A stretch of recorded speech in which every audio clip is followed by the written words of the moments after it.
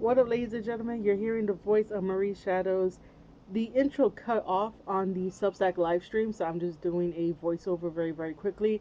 So, ladies and gentlemen, welcome to a brand new episode of the Square Circle Podcast, where I am talking in full about the United Empire drama that started on Twitter, made its way to Reddit, and that was a bad look, bad optics. So, we're going to get into it. We're going to break down everything, and this is all because Jeff Cobb left New Japan Pro Wrestling for WWE, and people just want to be petty. And just so you know, ladies and gentlemen, if you are not signed up for free at marieshadows.substack.com, please do so because it is a free wrestling newsletter. I will have exclusive content such as these live streams that happen in the middle of the day and then also get uploaded and replayed for anyone to see later on in the day or the next day. But it is totally free to sign up to marieshadows.substack.com to be a part of the live streams. I now have the ability to go live directly from the Substack website on my laptop. So I get to connect my OBS with it. So we're going to have some really fun projects lined up coming soon. So again, marieshadows.substack.com. And let's get to the video. Shadows.substack.com. And we're here to do a very quick live stream talking about the full in-depth United Empire drama that has been online and even on Reddit, which I don't believe you should take stuff like this to Reddit. And I also think that this is a bad optics look, and this is what I'm going to be looking at. I'm going to be looking at the optics of having this drama out in the open, and really what I believe some sensitive behind the scenes, not really content, but context. There we go. Some sensitive behind the scenes context that should not be given out on Reddit because if you don't know, Reddit is a really toxic place. The NJPW subreddit, some of them in there are toxic, not everybody, but as a whole, they got that chip on their shoulder as if like their shit don't stink. And then to put that in there or the screenshots of what I have, oh yeah, it is posted in the NJPW subreddit. But either way, Reddit is such a bubble of in itself that they live in their own little echo chamber, so you can't tell them different. You'll get downvoted, you'll get this, you'll get that. Either way, we're going to be going over a lot of the United Empire drama, which, like I said, it's only for optics, nothing else. Even though in the last live stream that I did take a side, which is Jeff Cobb's side, because now it's more apparent than ever after like reading everything, looking at everything.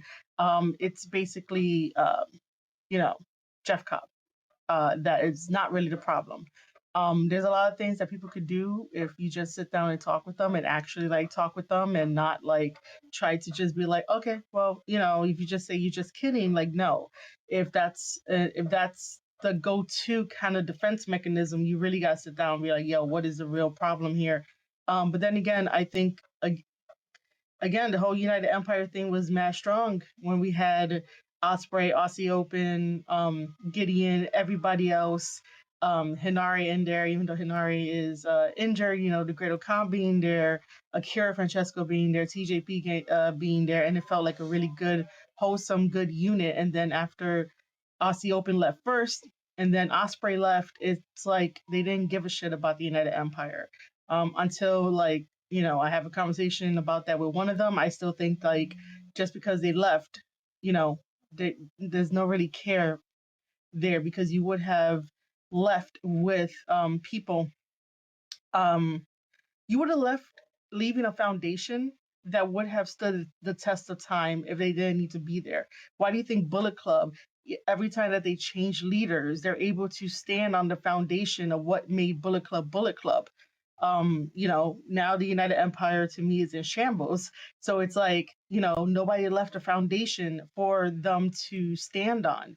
And this is what we're going to be going over. We're going to be going over some stuff. Even though I have talked about the first half of this drama, I will be talking about it in full. So you might end up hearing me repeat some things, say some things, because sometimes my stance has not really changed on some of the stuff.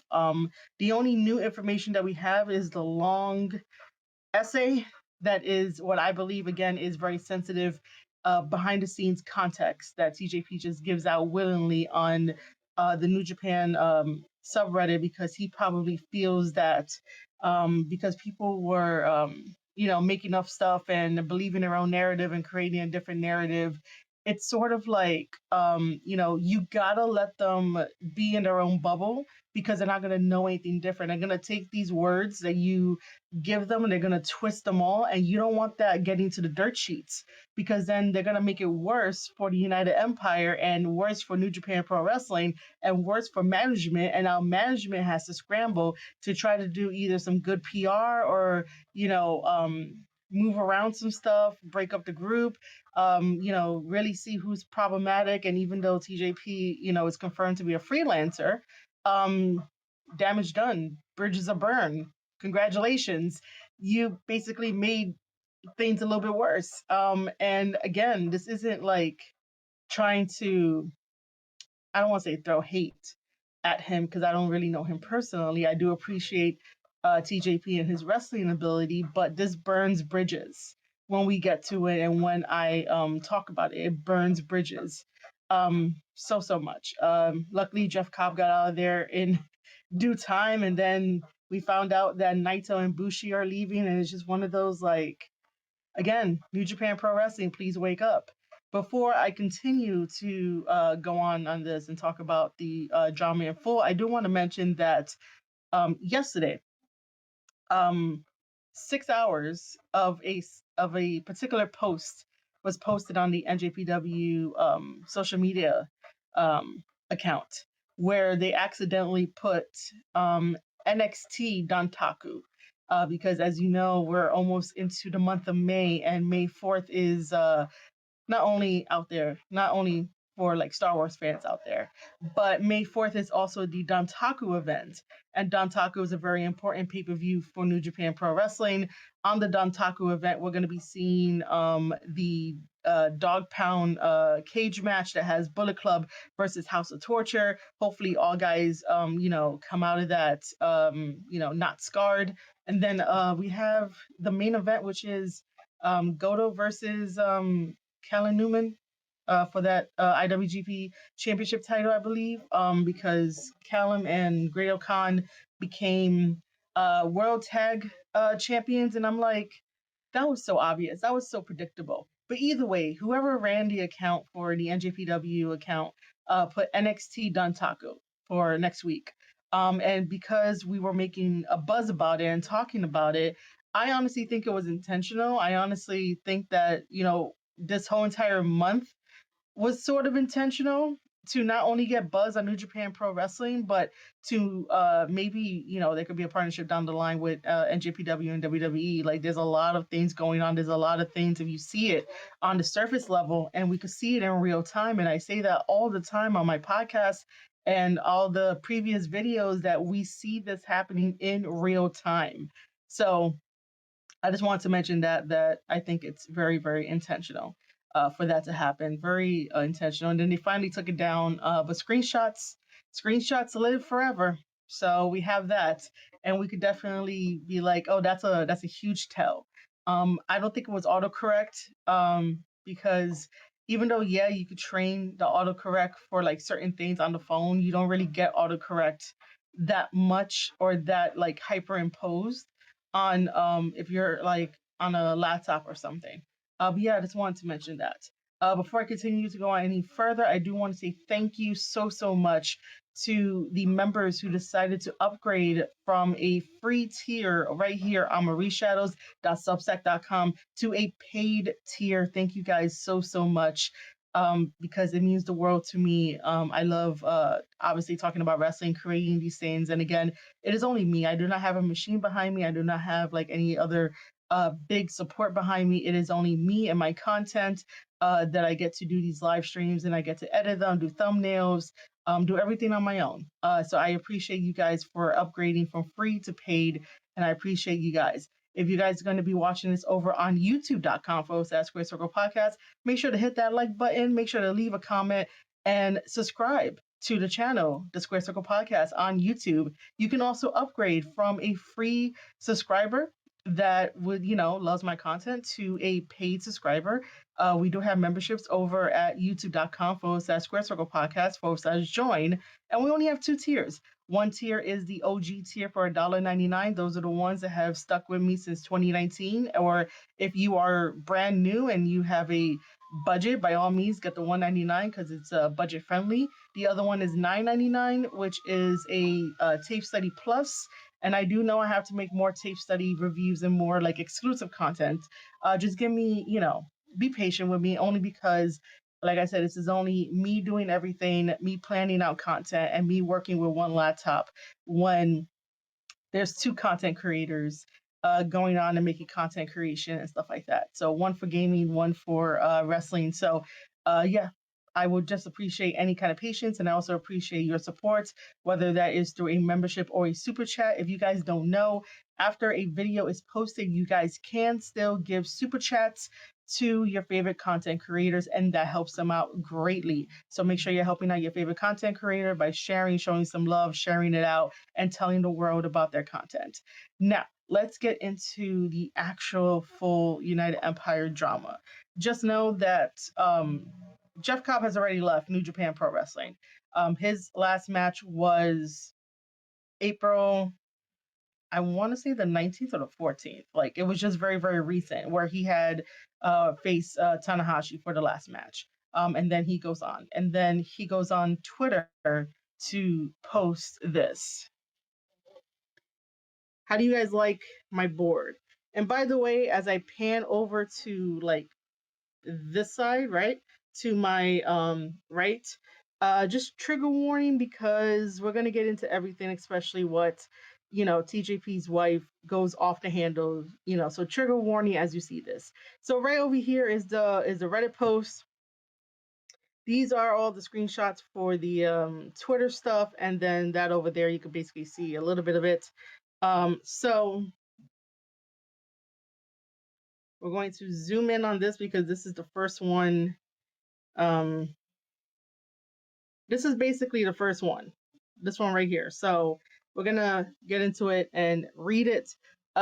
Jeff Cobb says, when Will Ospreay left, everyone thought we were dead in the water, but we pushed forward. Now I'm leaving, and I know the Empire is in good hands with the Great Khan and the Prince of Pace, Callum Newman, leading the way, Francesco Akira, getting ready to set fire to the junior division, teaching Templario along the way. Super J Cup has to change his name, or he will be under my shadow. And with Hinari eventually returning healthy, I am not worried about them at all, right? So basically, like that's a regular tweet to be like, "Hey guys, I'm out, but support the rest of the members." He doesn't have to mention TJP if he doesn't want to. It's the same way of like if I ever have to do a like, oh hey, support these creators, and if someone gets upset that I didn't mention them, like I don't have to mention people that I don't want to mention. So, that's what I took from here from Jeff Cobb, that he doesn't have to mention TJP if he wasn't really like friends with him. You know what I mean? Like, it's just one of those things of like he doesn't have to mention him. He just wants to mention the people that he wants to mention, and that's totally fine. Um, I don't think I have okay. So I don't have the tweet here that him going with laughing emoji or this over here. So basically this one right here is because somebody had replied to Jeff Cobb saying that oh, don't forget about like TJP because he's the captain of the ship. So basically he just laughed, and then I think TJP said that he would, why are you being you know, uh, passive aggressive. Yeah, that TJP didn't understand the passive aggressiveness. So this is the response to that. Surprisingly, I didn't put that on here. But anyway, he said, so FYI, I posted for people um uh, who are in the group picture, and when Hinari returns, you have publicly and privately stated you are done with New Japan and freelance. So what would you like me to think? Since we are on the topic and your wife wants to air things that are already public knowledge and some that I have only seemed to have mentioned to you, she has a very angry Twitter page where she is bashing me, but oh well, crowns up, laugh out loud. Which you don't really do that. This is why, like, if you're not part of it, like if TJP's wife was part of the NJPW, like if she was working in NJPW, working alongside TJP as his like valet manager to the Aswan character, then yeah, she could say something in the tweets that we're going to talk about in just a little bit over on this side, on the right. But to mention stuff that like you say to someone in confidence, and then that person goes and tells the significant other, I'm like, um yeah, maybe that wasn't a good idea. um to which TJP says, I just think it's odd that you have spent a year with these one-sided passive aggressive things towards me. And it's like, are they really passive aggressiveness, or you just don't understand what he's been doing for the year, and why you never really sat down to be like, hey, we need to clear the air. You could have been like, hey Jeff, there was this one time um at this event on this day, are you okay?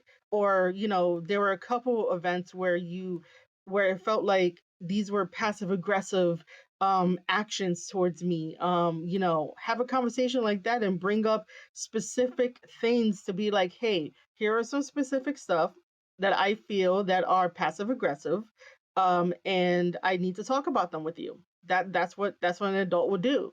But this here is just like, no harm no foul, in a way of like, like I said, Jeff Cobb can post and tag whoever he wants. He doesn't have to tag TJP, especially when like the whole entire motto of the United Empire ever since Osprey left was, there are no leaders. Well, if there are no leaders, he shouldn't be getting upset that he's not tagged in this tweet. Like, now let's go over to Arya. Arya does get out of hand. Um Arya does get out of hand. Which I don't agree with. Like, trigger warning, I don't agree with that over there of her telling Jeff Cobb to unalive himself. Just because it's like, that's not cool. You don't tell people that. You don't do that, because sometimes the brain is such a powerful organ in our body that basically, like, anything could fucking happen, like anything, man. You just don't do that. You try to find different ways to express the anger that you feel, but it's not even about her. That's the thing. Her anger in like these three tweets, it's not even about her, but like, wanted to try to smear Jeff Cobb's name. So here we go. Remember that laughing emoji? Here comes Arya with what's funny. And then Arya with the like, there's no relevant storyline or anything that's ever needed this energy, but sure, be a bitch made, whatever that is. I don't even know if she was trying to like create a new word or like substitute a different word for it, but that wasn't really needed. And then continuing it with you're a pouty little bitch all the time and approaching 50. By the way, he's in his early 40s. You're a dad. I think that's a personal thing to put out there because he hasn't said anything about it. And if he hasn't said anything about it, you cross the line by, making it personal for no reason. When Jeff Cobb has not even said anything about TJP's kids at all. Like, no tweet about it, no nothing. But yet then it's okay for her to be like, you're dead, and put that out there for the whole entire world. How is this not embarrassing, you greasy haired fuck? Like, it's embarrassing for her to get this upset when it's not about her and she's not in the team and all of that. This is where one of those situations where like you gotta calm down and you're making your husband look bad, which I do want to address something that in the NJPW subreddit, some people tend to think that just because you get married, you are still individuals. That is not true. Wo- It's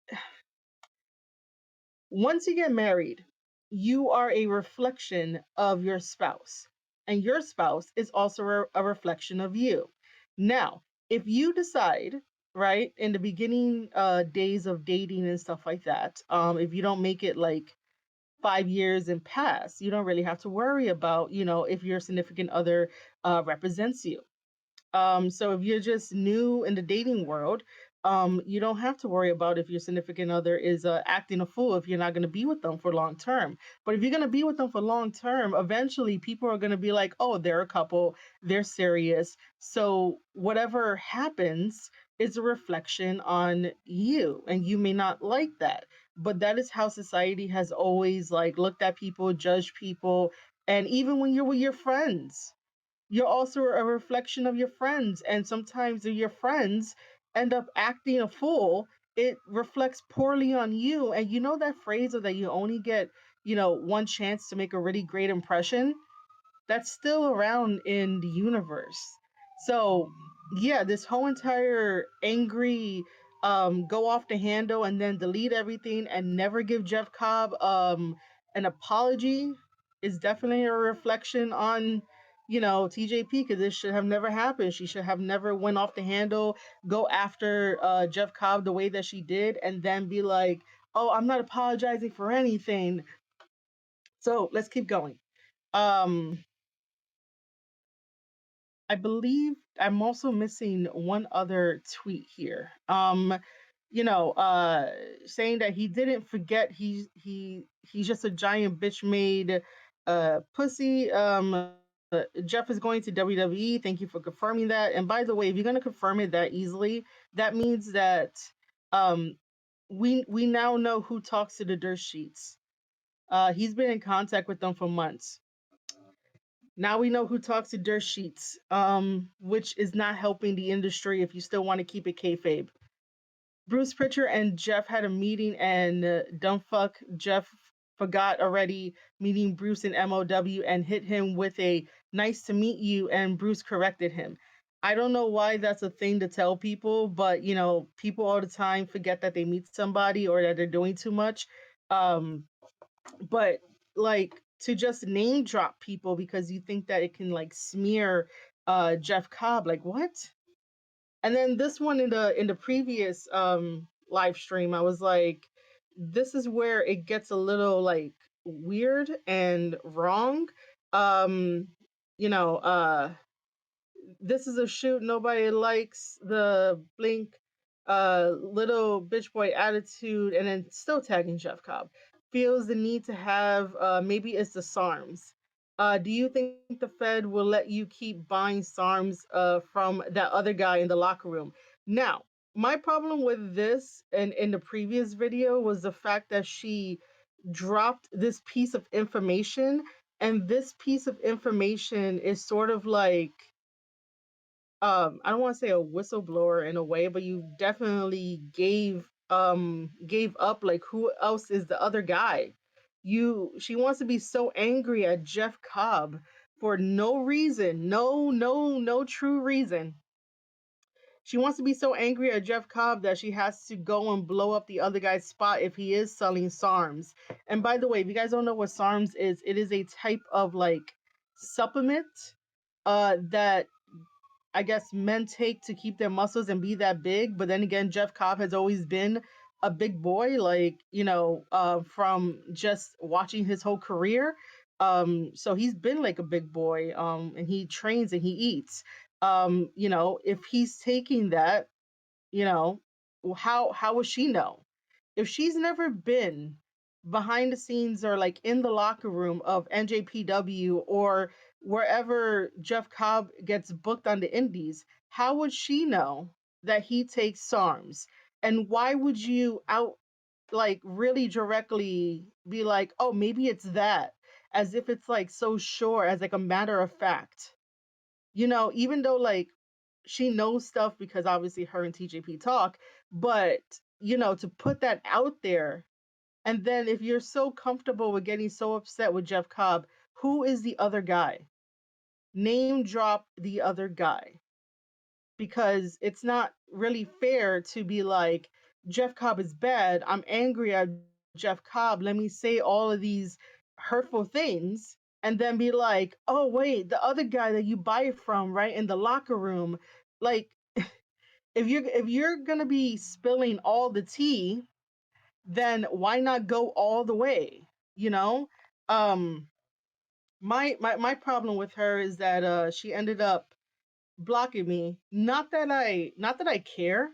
That she ended up blocking me because I don't even know why. I never interacted with her. But according to like her page or whatnot, she's like very accepting and like empathetic and nice and has friends, and then just turns into an angry person against Jeff Cobb. And it's like, what are we doing here? You know, what are we doing?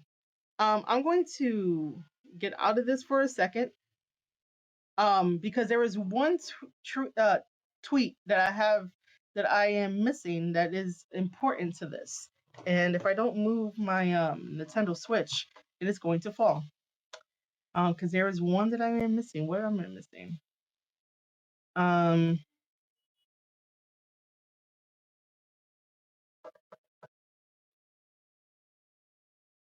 oh, this one. Hold on. This is what the other part was. The are you ever happy? The one-sided passive aggressiveness is odd men, especially towards someone who unconditionally looked past it and supported you like a brother. And I said on the other live stream that, like, you could support anybody as a brother. That doesn't mean that they have to give it back.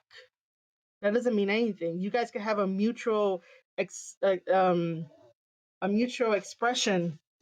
of like, oh, brothership and love and all that kind of stuff, but um it's one of those things of like, um no one has to return it back, if that makes sense. Like, no one has to. They could do it to be nice, but they don't have to. I am missing one. Where is it? No, not that one. It's the one where she basically says that like everyone talks shit about him in the group chat. Um, excuse me. That's mad weird that it didn't want to show up.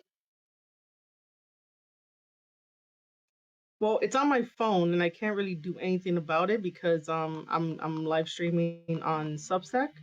Um, but yeah, it's essentially saying that everybody is talking shit about him and that he's this and that. He is very like passive aggressive and all this kind of shit. I just don't understand why you would put all that out there. I really don't. So the first half of that drama, the optics of it still looks bad because you have one that's going off the handle, and then you have TJP at this time trying to be like, bro, I don't understand this passive aggressiveness. Like, why you didn't tag me, which he should have said. Um, but that, at that point, it should have just died, meaning that it should have just, happened on the internet and we move on to the next thing. But no, let's get into the Reddit part because there's a lot to go over, and there's a lot to read, and there is, a lot to discuss. Um, hold on, can I not? Also, I can't edit anything. I'm just gonna move stuff around. Um,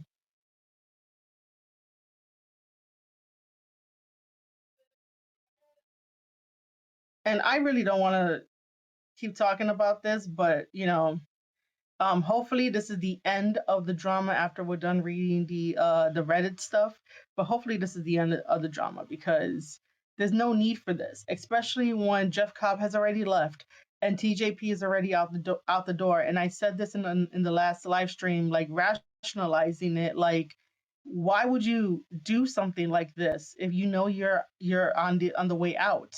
So again, another thing about like the United Empire no longer has a foundation to rebuild upon. They could try to rebuild with the Great Okan and Callum Newman, but Callum is so green that like I don't think nobody will follow a leadership of someone being that green in the business. The Great Okan, I would follow the Great Okan here and there, because he was like, Will Osprey's number one, if anybody out there is a Star Trek fan, you could think of that as like, his number one, because he came in like right after Will Ospreay, and the Great Khan has like some really good moments to like be a leader and like do this stuff and lead the United Empire and stuff like that. And because he's very like well connected and likes networking, the United Empire would definitely get a lot of opportunities and stuff like that.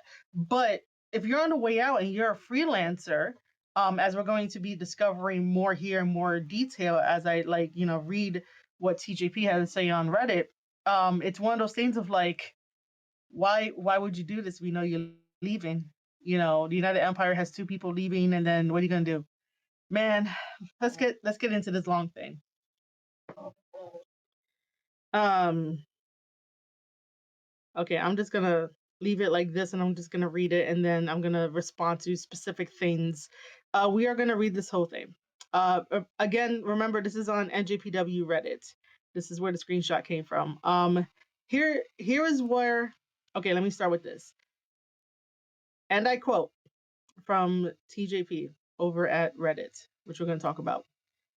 Here is where the problem is. The company made me the leader because the other members turned it down. I didn't ask for it. I didn't because all of them were asked before me and didn't feel up to doing it, including Cobb. After it fell to me, I asked them all again myself if they'd rather do it out of respect. They all declined. Cobb specifically saying he didn't want to be in the group anyway. So I'm going to stop right there, right? So I can understand Jeff Cobb's frustration because it just seems like nobody knew what to do with the group after Will Ospreay left. Whether or not they asked people to be the leader or not, you could tell in Jeff Cobb's booking that it just felt so odd, so weird, even though they gave him title opportunities and all this kind of stuff. It's one of those things of like, well, how many times did he have to go through Zack Sabre Jr. in order to get the NJPW TV title, which to me needs to go away, but that's a whole nother conversation. Like, how many times did he have to go through Zack Sabre Jr.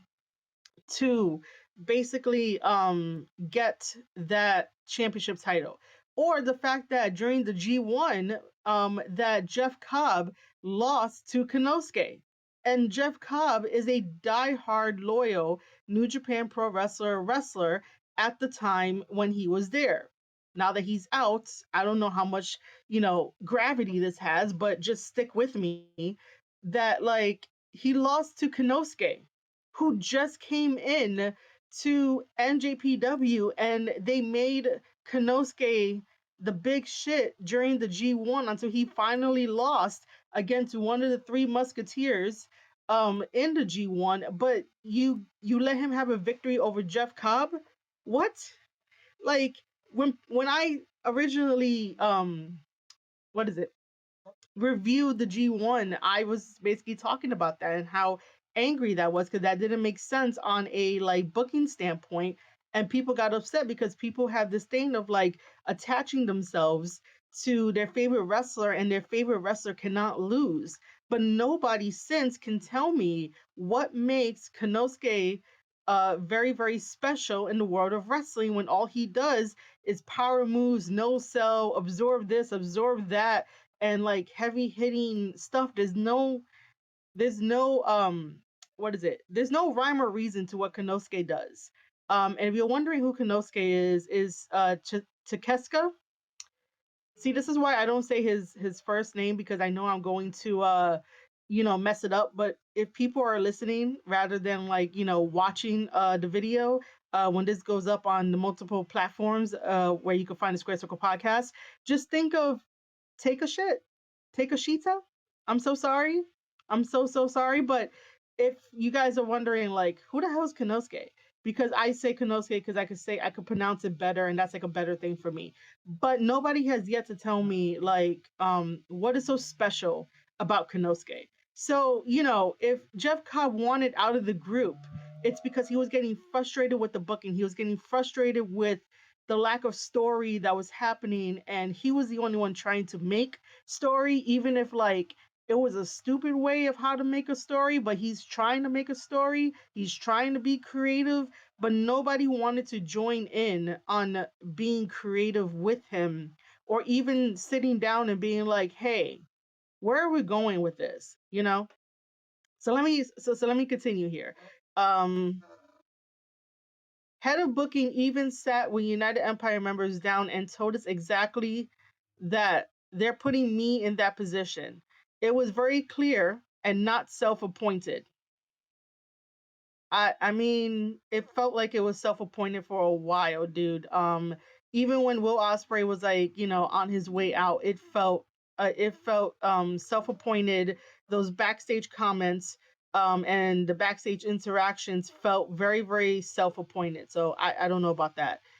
Cobb is a longtime friend, so I offered to do what I can to make it something he enjoys because he was at the time disgruntled about a lot of things and not being clear why. It was obvious why he was being disgruntled. He lost against Konosuke in the G1. He had to face Zack Sabre Jr. multiple times for the NJPW World TV title. Whenever it comes to capturing the World Tag Team titles in New Japan Pro Wrestling, he somehow has to give it up and relinquish it. And I'm not talking about this recent one. I'm talking about the other ones. While Jeff Cobb gets opportunities, it doesn't do well for his character and what is meant for him. So it was there, man. The writing on the wall is there. Sometimes like TJP don't pay attention, like it's there. Um, okay, so he goes on to say he began creating a storyline that didn't exist about a question of leadership. But how many times in those backstage promos you have to keep saying that you're the captain of this ship or say in the same breath that there are no leaders? And sometimes you need a leader in order to progress, in order to maneuver stuff. Remember, you got to play checkers. Oh no. Oh my God. Why did I say that? No, if you're playing checkers, you're losing. Okay. I'm so sorry, man. I can't edit this shit right now like that. You have to play chess, not checkers. So somebody needed to like really step up and like, sometimes creating this kind of storyline where you question the leadership can have people um go along with it to the point of saying, okay, he earned it. He can be the so-called leader. Even though there's no leaders in the United Empire, which I fucking hate that thing. I really did. If there's no leaders, then why the hell did you guys want a beneficiary in the name of Gideon, where Gideon's role is to be the manager, and apparently he had all the money in the world, and he's paying the United Empire members so much money that he's the one that brought them all together because of the United Empire. I don't even remember the damn story of why he brought them all together, other than money. And that I know that he's friends with the Great Okan and stuff. But like, why would you, want to bring in Gideon if you didn't want like leadership or like try to create some kayfabe? Uh, let's keep going. That's why most of us never acknowledged it because there was no booking plans to pay it off, so we would look foolish. Sometimes you just gotta go with it. He would also drift behind the entrances and try to appear as if in the leadership spot. Well, I would rather be like, "Yo, Jeff, what are we doing? What do you got planned? Where we're going?" Because he's actually doing something. It's called being creative in wrestling, not just being a wrestler. Um, uh, but when confronting him, he will put on a good face and say he's just doing whatever and just kidding around. Eventually, myself and Osprey had to suggest a short story that was never meant to happen, where we have a gauntlet with just 5 guys. It is now just 4 guys. With me beating Taichi, so solidified that in leading the group, and we all come together in that moment. That was that's a stupid idea, and I don't remember that happening, which I don't even think it happened, or maybe it did happen. But if someone could tell me down in the comments, if it did happen, let me know because I don't remember it. But why would you need to try to solidify your leadership to the United Empire by going against just 5 guys and having a gauntlet match and defeating Tai Chi? Jeff Cobb over here is trying to create story, even though like it's not the traditional way of how to create story, but he's trying to be creative, and nobody wants to go along with it, which is like very, very, very, very sad. Um, but I think that idea it wasn't helpful. You don't go against another team to try to solidify TJP as the leader. That doesn't make sense. You have to solidify TJP as the leader within the group by doing the storyline that Jeff Cobb wanted to do by questioning the leadership. So that way, if it ever came down to Jeff Cobb versus TJP, and if Jeff Cobb loses to TJP, then that becomes the solidified process that this is the leader. Like, we're not questioning him anymore because of that. Like, this is how you know that like not all wrestlers are creative or they don't get it, because you could wrestle 1,000 matches, but no one is going to really remember it until you like get them emotionally attached, take them on a roller coaster, do some cinema, as we say for like WWE and stuff, and have people remember stuff. Jeff Cobb is trying to do something here to like solidify it, because nobody online and even, in Japan was even like behind TJP being the leader and the captain. Like, we didn't believe it. So Jeff Cobb was trying to make it believable, but nothing happens, the way that it should happen. Okay, so we're gonna keep going. All because the sabotaging was becoming a commentary point. They don't get notes from the office the same way WWE AEW does, and the fans were starting to get confused. See, that right there is a little too much sensitive information where I'm like, yo, you're burning bridges at this point. You could have just been like, it was becoming a commentary point and people were getting confused. Um, which, by the way, I just said that that like it's because of the demeanor and the backstage comments of TJP, toying around with the idea of like, I'm the captain, I'm the captain, I'm the captain, and blah blah blah, and like, and then also saying in the same breath that there are no leaders of the United Empire. So what do you want people to think? We did it and it worked. So yeah, again, somebody in the comments below, if you're watching this on YouTube or like anywhere else, let me know like when and where did Just Five Guys versus United Empire happen, please. But he kept on playing into his own made up angle, so we just ignored him at that point, which was kind of wrong on your part. But the perception was causing the group to be devalued in booking, and merch was tanking from a previously high position even after Will had left. I don't know about that. I don't know why you're blaming him for stuff that could have been easily avoided.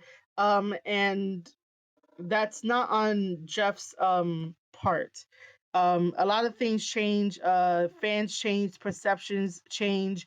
The new hot thing in town is Bullet Club War Dogs with Clark Connors, Drilla Maloney, Gabe Kidd, who's a loose cannon right now, and David Finley and Gato. So it had nothing to do with Jeff Cobb at this point for declining stuff. It really doesn't. That doesn't make any sense.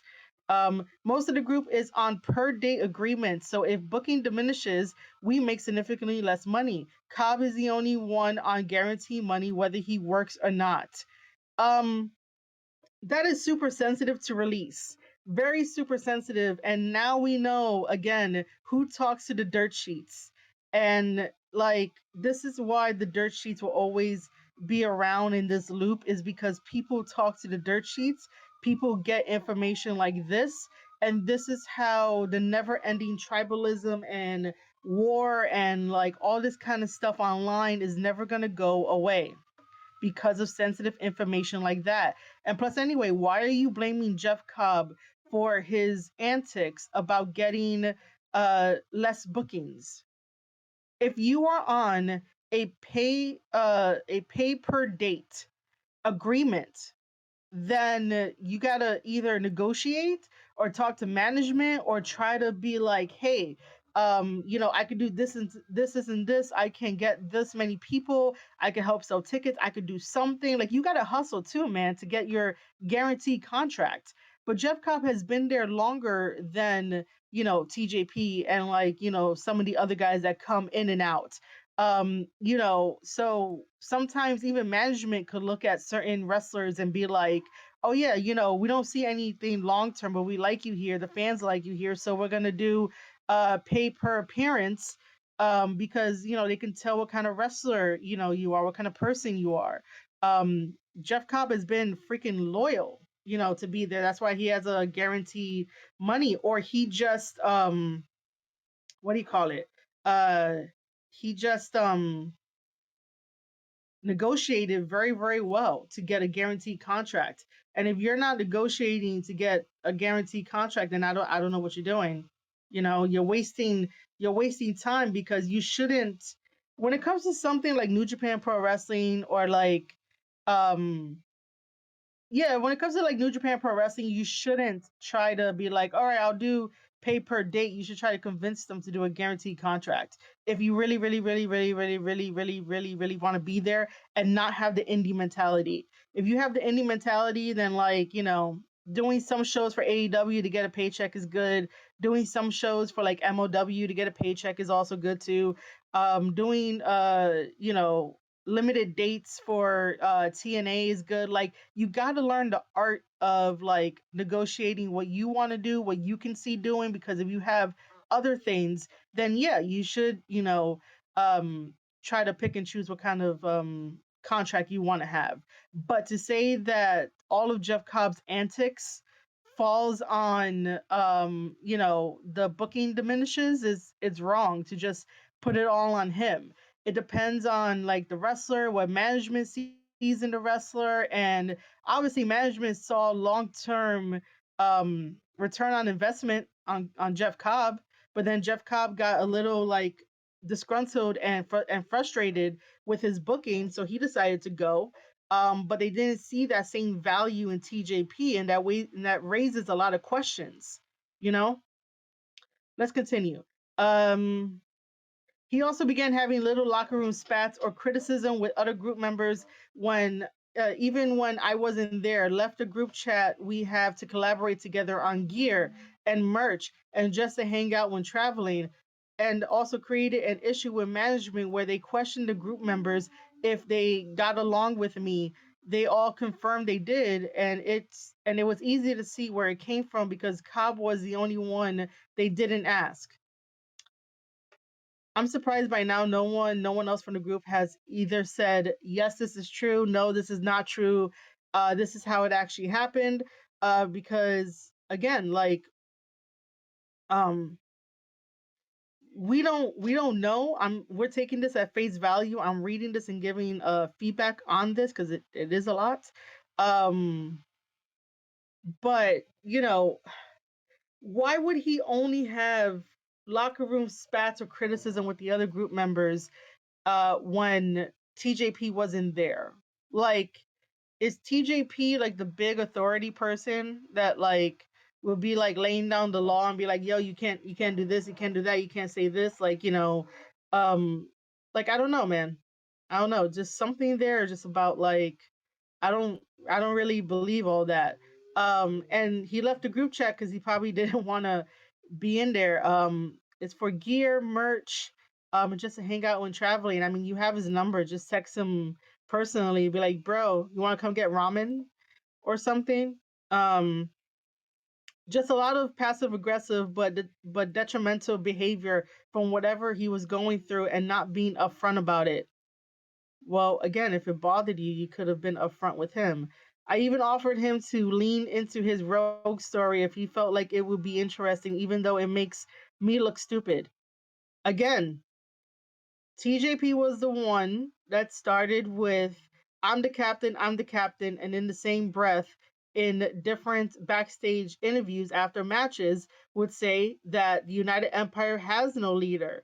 And I'm guessing Cobb didn't like that because eventually you need a leader to push this group in a direction to where they could get back on track. Um, but that's my job in the locker room in general to make things work. Again, he took on a role that he really didn't need if there are no leaders in the locker room. However, the office did not want us to go that route. They just wanted us to be a group and me be in this position, which is very bad. This is where you have to tell management it's not going to work. Uh, However, the office did not want us to go that route. Okay, I'm sorry. Um, no push, no bells and whistles or big titles to signify it. Just do it naturally as is. And this is why the United Empire is falling apart. This is why they're getting diminishing in bookings because you sometimes you do need those titles to signify things. You do need those titles and those pushes to tell the audience like invest in the United Empire. That's why it worked in the beginning because everybody was invested into the United Empire. The United Empire meant something to me. Okay, like you brought like everybody that was brought into United Empire was very very special. It was a tight unit. And I have a special place for them in my heart. But after all of this, it's like, yeah, the United Empire needs to be done. Like you can't just allow management to be like, oh yeah, guys, we're not gonna give you pushes, we're not gonna give you titles, we're not gonna give you any of that stuff. Um, which by now it's kind of like not true because we got IWGP World Tag Team Champions and a NJPW TV champion in that group. But either way, like you know, you need something to solidify it. If you're just gonna go with like nothing, then what's the point? You know, you get into professional wrestling to not only tell stories and build character and give us entertainment. You're also there to win championships and be like, well, I'm the big dog here now, so who's gonna take my championship title? That was stupid on TJP's part, and that's how you know he's not a leader. Because if you just allow management to be like, oh yeah, we're not gonna give you a push, guys, we're not gonna give you a championship opportunity, um, then that should have told him right there and then that like it wasn't Jeff Cobb. Because Jeff would have probably like negotiated something and be like, oh, this would be good for this would be good for that. We should put the belt on this, how does this work? And stuff like that. Um, so all we did was follow directions except for one guy, obviously. And for me, that made life hard. No, you made life hard. Do not put that on Jeff Cobb. This is TJP. TJP has a wife and 2 kids. Money got cut in half and was no longer a livable wage.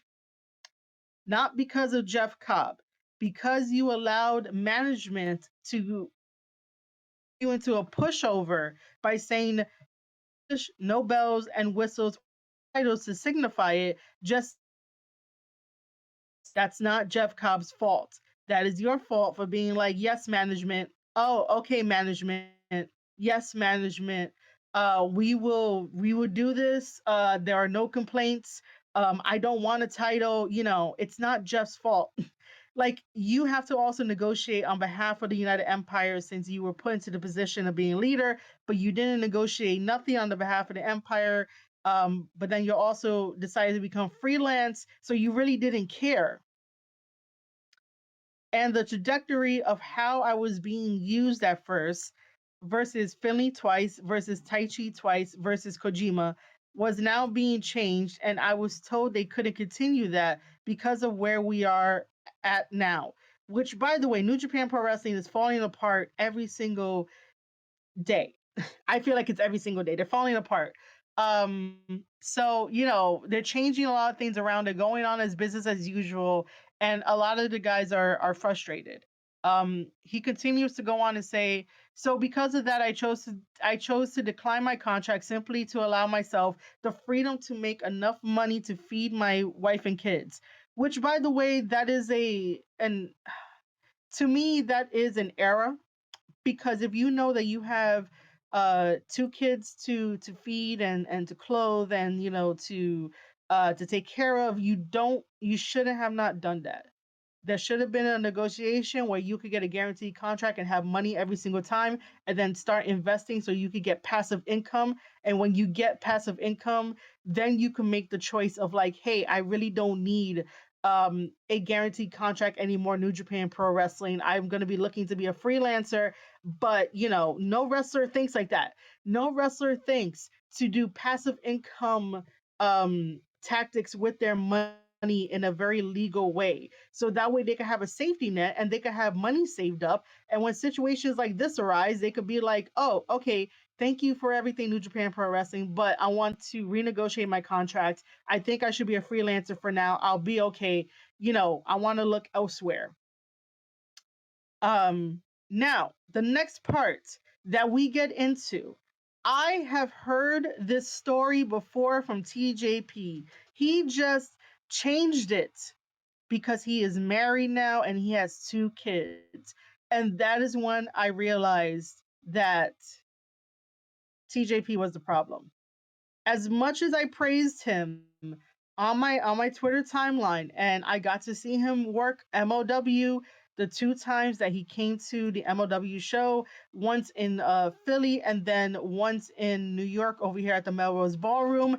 By the way, a little cheeky plug. MOW returns live to NYC at the Melrose Ballroom on June 26th for Summer of the Beast. I will be there and I hope to see you guys if you guys ever go. Yeah, June 26th, Summer of the Beast, MOW. Get your tickets soon because it does sell out. MOW has been selling out.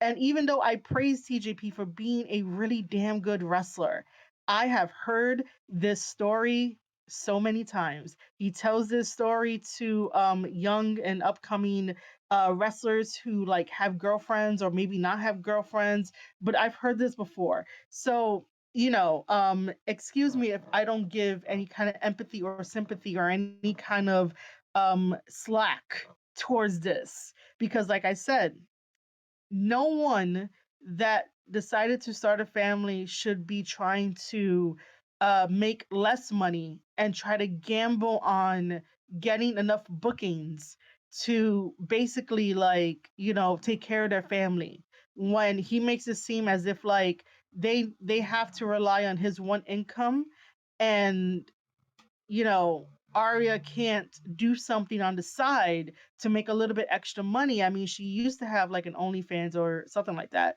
But then that got turned off.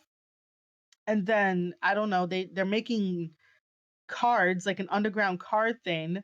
Again, when you just stay on Twitter and scroll and go through rabbit holes and you're reading up on what people do with their lives, like this is where the information is coming from, by me going down a rabbit hole in on Twitter. So I'm not really saying anything like out of pocket, but like to make it seem as if like, this story that I'm about to read to you is all because of Jeff Cobb's fault. Like, no, it's not. So here we go. And let me know if you heard this before, because he said this before. So because of that, I chose to decline my contract simply to allow myself the freedom to make enough money to feed my wife and kids. You don't understand the position of being on the phone with a distraught significant other at 4 a.m. in the dark in a Japanese hotel room because they're raising 2 kids in their own while you're shipped overseas to work for a month to make ends meet, and then find out you're about to have tours taken off the schedule because of peer sabotaging. Not peer sabotaging. I'm sorry to cut in on the fake little regurgitated story that he's telling, but not peer sabotaging. And now you won't be able to make ends meet after all. The worst feeling in the world is pouring your last cup of milk into 2 baby bottles and having to fill the empty spaces with water just to make sure they have something before borrowing money the next day. So you're telling me that you cannot ask friends and family to help you out with groceries for milk. You're asking me that you can't try to find some type of way to make something on the side to bring in a little extra cash, or even, ask for government assistance, which should not be a stigma. But there are always countless ways to make extra money other than trying to rely on professional wrestling. If the professional wrestling is not guaranteed and you're still doing the indie mentality of like, I have to get enough bookings to get enough money, you're not working smart, you're working harder, and then you're going to regurgitate this story to everybody. But instead of, being in a Japanese hotel, it's going to be, oh, when you're in a US hotel room and your significant other is, crying and lashing out, and there's no milk at home and stuff. Like, priorities, priorities. If someone is going to be working overseas, the other one could be doing something over here where it includes, social media is at our fingertips. Going live is at our fingertips. People will give tips if you need to, like, give tips if you want to. People can surprise you. You never know. But there is a right and wrong way to do it. But the point still stands of, like, why is this story being regurgitated? And then because I read that the first time, I was like, yeah, I'm definitely not taking this, you know, I'm taking this with a super little grain of salt because like I said, I heard that story before that he told, and I'm like, why are you going to use it again to try to get sympathy, to try to get empathy, just because you got two kids and you're milking it, all puns intended, but you decided to decline your contract rather than being like, hey, I need to renegotiate because I have a family to take care of. This is what I can do. And, let me prove to you guys in New Japan Pro Wrestling that I could be a good return on investment. But you know, all of this is his own actions and antics. It's not even Jeff Cobb's fault. There is no issue here. Rather than like actually getting to the heart of the problem, it's become one of these like he said, she said, this is how I remember it kind of deal for it. But yeah, I just don't like the fact that he had to go and repeat that same story that he tells everybody else. Oh, you don't want to, argue with your girlfriend at like 4 in the morning because they're upset because you have to spend a month over at in Japan and stuff. Um, it's just one of those things of like, man, we come full circle. Okay, so this is the last little bit of it.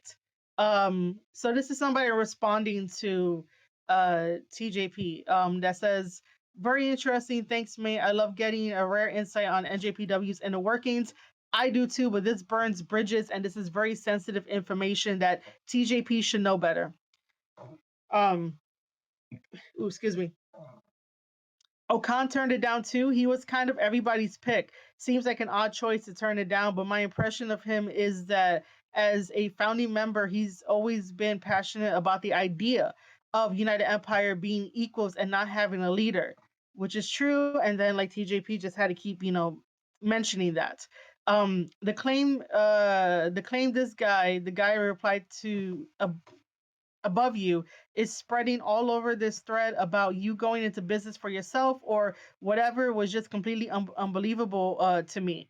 No, I don't even know what the other guy said above this one, but it kind of feels like towards the end that he went into business for himself to not renew his contract, to not try to negotiate, to try to take more bookings and be a freelancer. So that means he has one foot out the door and of New Japan Pro Wrestling and the United Empire. So if the United Empire goes down in flames, he's gonna be like, oh well, I was freelance.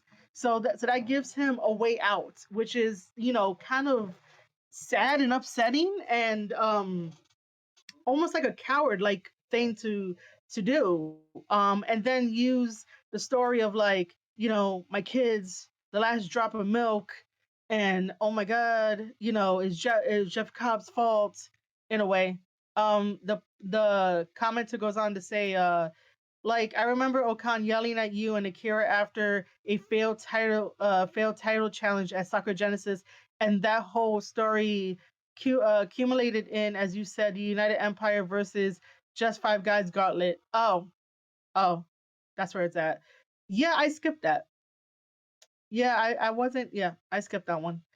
New Japan themselves clearly had your troubled leadership as an intentional story at the time, even if the origins of why that story came about is more interesting. So it's nice to have you chip in your two senses. No, it's not. Nobody needs to know this. For what it's worth, I thought you had a hell of a 2024. Lots of Western fans are dismissive of you due to out of the ring stuff, but I heard those crowd reactions in Japan. You had a good thing going, so I'm sad it's apparently been cut short. I really would like, I really would have liked to see you mix it up in the G1. Oh, don't ask him about the G1. The same way that he responds about the best of the Super Juniors, where he's like, oh, he'll never do that again. You know. So this is the last thing. We all thought United Empire really is an Okan symbol, and I thought he should do it for no other reason that he simply speaks the language, and none of us do. Which I'll give him that. I'm like, yeah, that makes sense. And he's a wonderful networker. I'll give him that too.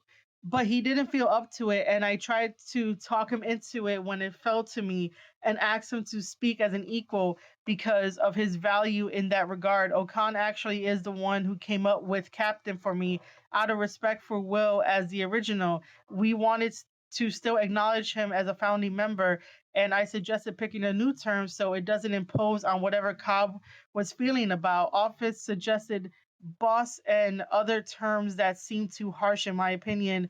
Okan first choose a word that didn't translate well, like organizer or something.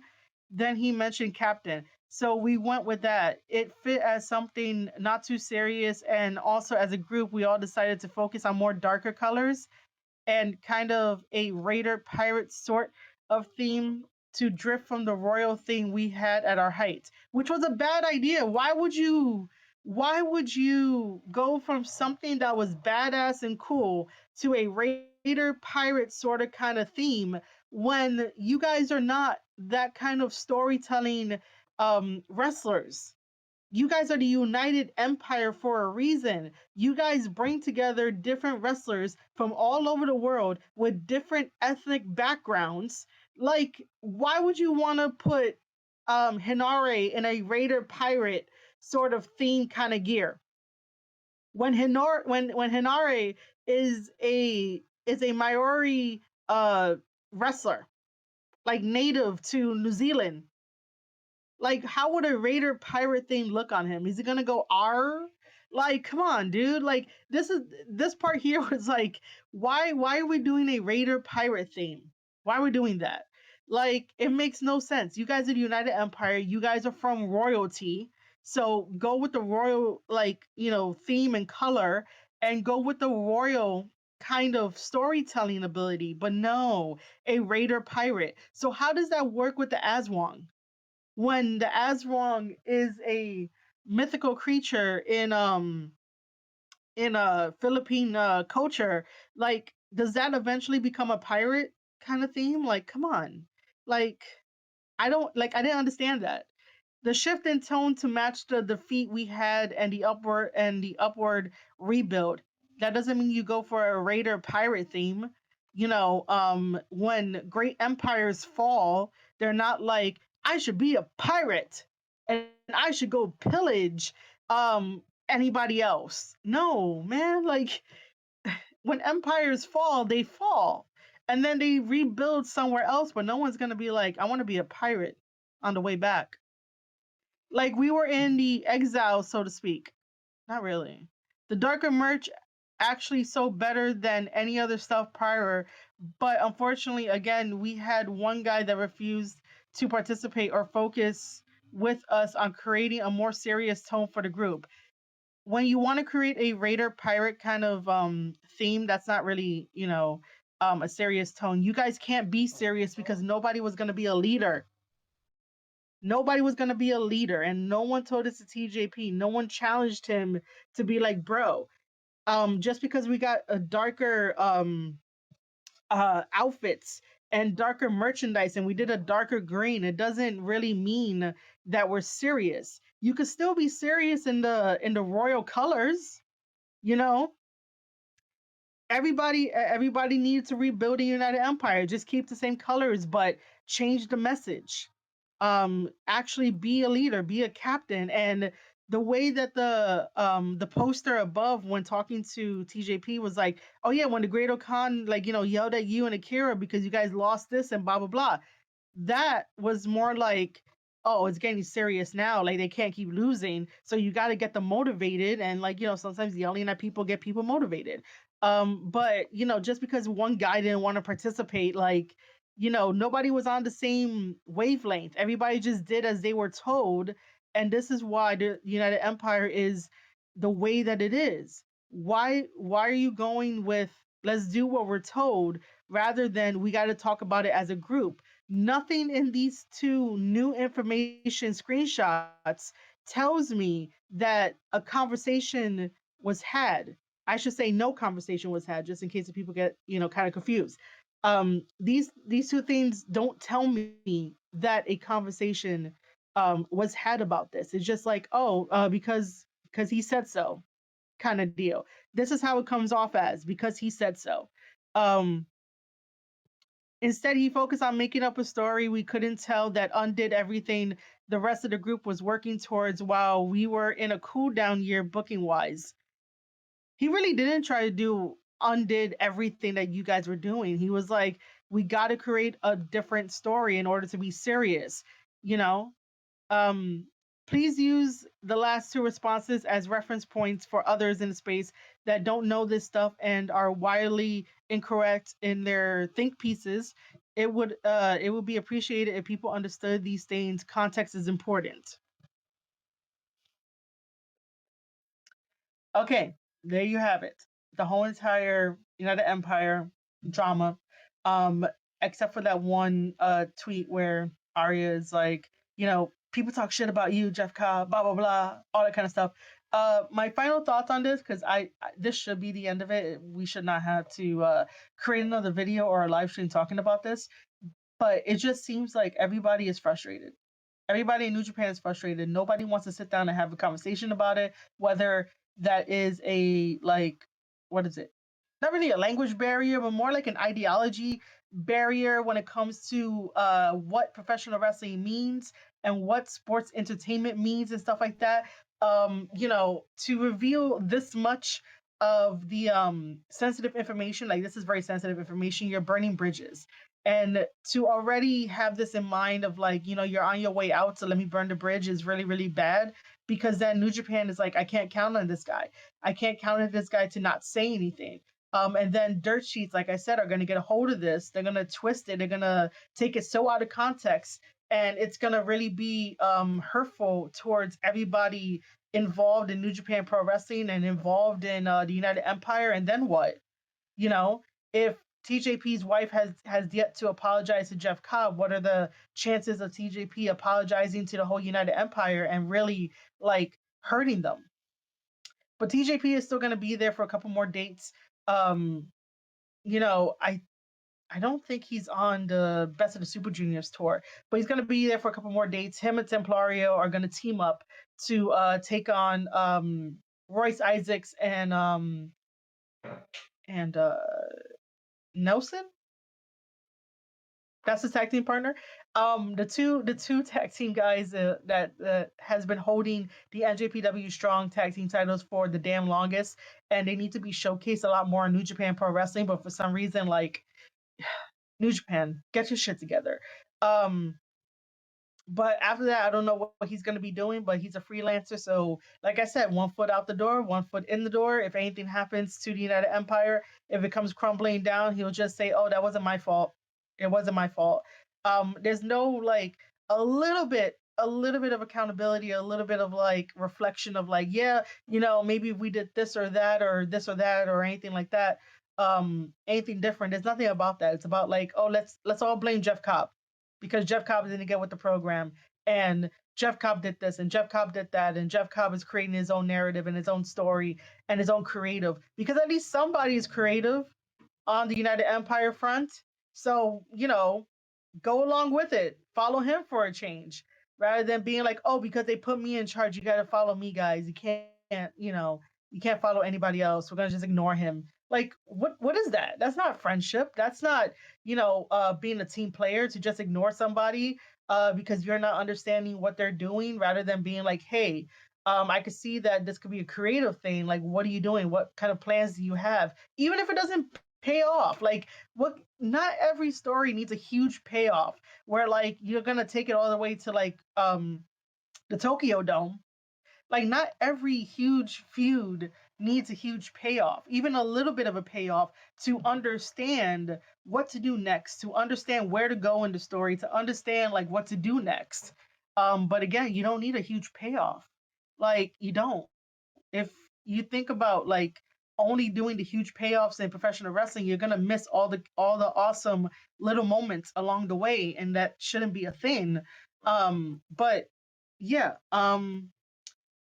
my whole thing is that like once TJP said regurgitated that same Japanese story about like talking to your girlfriend or your significant other at 4 a.m. in the morning and you're yelling, I was like, yeah, definitely not.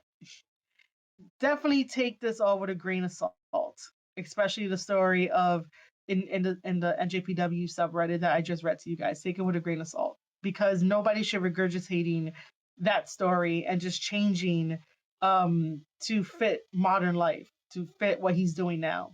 Um, that is a tell, and that's like a hmm, kind of deal. Also, like I said earlier in the live stream, that NJPW's account had their Twitter account had the marketing for Dantaku, but put NXT Dantaku. So who knows?